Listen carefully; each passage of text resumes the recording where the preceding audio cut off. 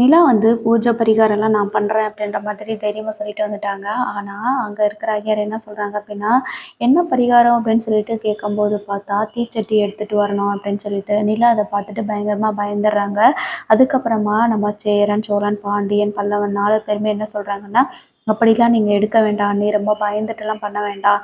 எதுக்கு? அப்படி ஒரு நல்லது நடக்கும்னா அவசியமே கிடையாது. நீங்க காயப்படுத்திக்கிறாதீங்க அப்படின்ற மாரி சொல்லிடுறாங்க. சரி, ஓகே. நான் வந்து தீச்சட்டி எடுக்கல அப்படின்னு சொல்லிட்டு நிலா சும்மா சாமி மட்டும் கும்பிட்டுட்டு வீட்டுக்கு போயிடலான்னு சொல்லிட்டு பார்க்கும்போது, அங்க இருக்கிற பெண்கள்லாம் வந்து தீச்சட்டி எடுக்கிறதுக்கு ரெடி ஆகுறாங்க. கூடவே கார்த்திகாவும் எடுக்குறாங்க.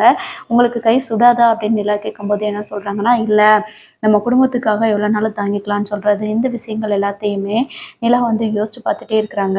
நம்மளோட குடும்பம் நல்லா இருக்கணும் அப்படின்னா, நம்ம தீச்சட்டி எடுக்கலாமே அப்படின்னு சொல்லிட்டு யோசிக்கிறாங்க. "அண்ணே நான் வந்து தீச்சட்டி எடுக்க போறேனே" அப்படின்னு சொல்லி சொல்றாங்க. "வேண்டாம்ப்பா." எல்லாருமே சேர்ந்து சொல்றாங்க. வேண்டாம் வேண்டாம்னு சொல்றாங்க. இருந்தாலும், "இல்ல நம்மளுக்கு பிடிச்ச தோஷம் போகட்டும். இந்த வீட்ல பெண்கள் தங்க மாட்டாங்கன்னு சொல்லிட்டு இருக்கிற வார்த்தை இனிமே இந்த இந்த கோயில்ல இருந்து போகட்டும், தொலைஞ்சு போகட்டும். யாருமே இனி நம்ம குடும்பத்த பார்த்து தப்பா பேசக்கூடாது. அதுபோக இந்த தோஷம் கழியணும் அப்படின்னா, கண்டிப்பா நான் செய்வேன்." அப்படின்னு சொல்லி நிலா என்ன செய்றாங்க அப்படின்னா, அ புடவெல்லாம் மாத்திட்டு வந்துட்டு என்ன பண்றாங்கன்னா, தீச்சட்டி எடுக்குறாங்க. அப்போ எல்லாருமே வந்து ரொம்ப வந்து பாவமா பார்க்குறாங்க நிலாவ. நிலாவால சூடும் தாங்க முடியல. இருந்தாலும் குடும்பம் நல்லா இருக்கணும் அப்படின்றதுக்காக நிலா வந்து தீச்சட்டி எடுக்குறாங்க.